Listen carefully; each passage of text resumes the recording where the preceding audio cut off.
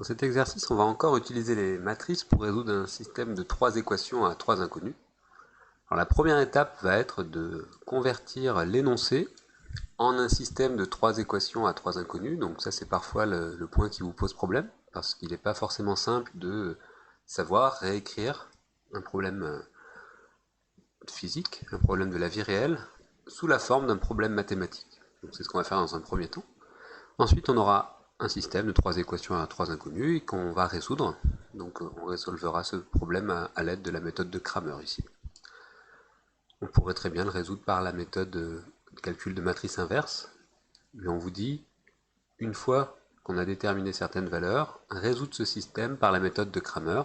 Donc là, on vous impose la méthode, et ensuite en déduire le nombre de vannes de chaque type fabriqué.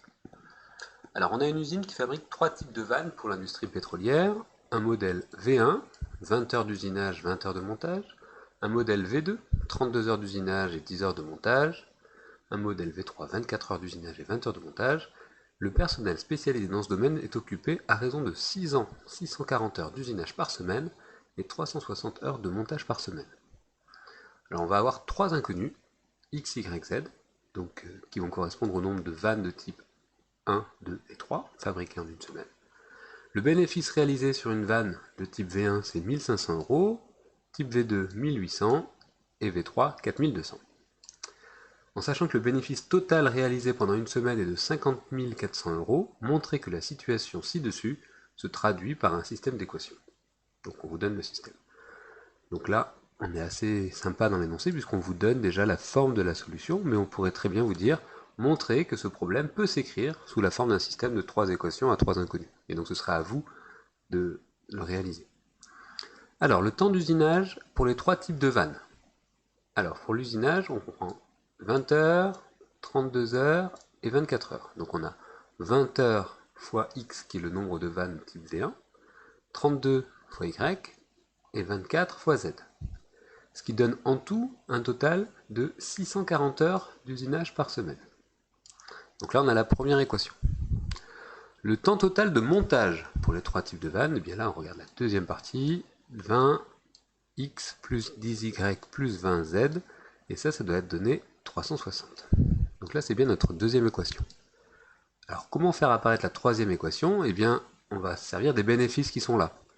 Donc le bénéfice, c'est 1500 pour le nombre x, le nombre de vannes type V1, 1800 pour y, et 4200 fois z, qui donne en tout 50 400. Donc là, on a bien nos 3 équations avec nos 3 inconnus. On peut les réécrire sous la forme d'un seul système qui est là. Et dans ce système, on voit qu'on peut diviser par exemple la première ligne par 4, 5 fois 4, 20, donc on a 5x plus 8y plus 6z égale 640, donc de là à là, je vais diviser par 4. Ici, on peut diviser par 10, vu que tout termine par un 0, on peut hop, de là à là diviser par 10. Et ici, on peut aussi diviser par 300.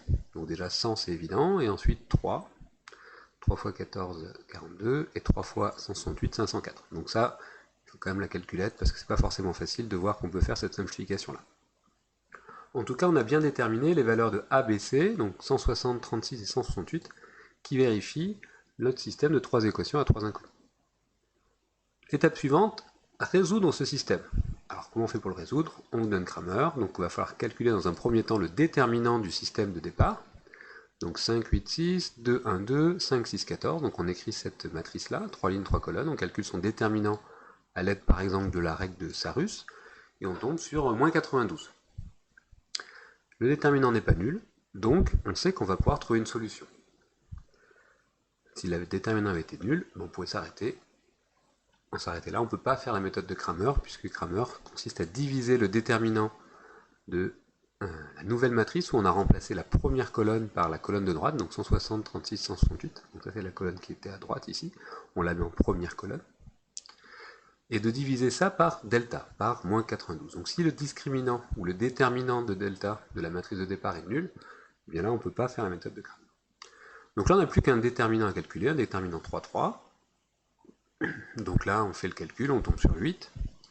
On va faire la même chose pour y, donc le nombre de vannes de type V2. On va placer ici y, c'est-à-dire qu'on va changer la deuxième colonne par la vecteur de droite, donc 160, 36, 168, on va le mettre au milieu.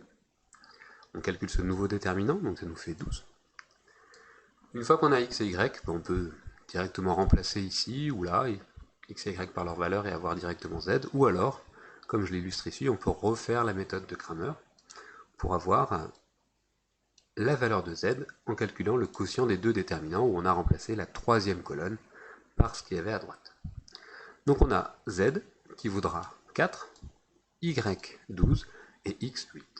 Alors, si on a du temps le jour de l'examen, c'est toujours bien de prendre 2 minutes pour vérifier, par exemple sur cette ligne-là, 2 x 8, 16, plus 12, 28, plus 2 x 4, 8, 28 plus 8, 36. Ok, donc ça marche. Donc on a de bonnes chances de ne pas s'être trompé dans nos calculs. Ça prend pas longtemps et ça nous permet de consolider un peu notre résultat.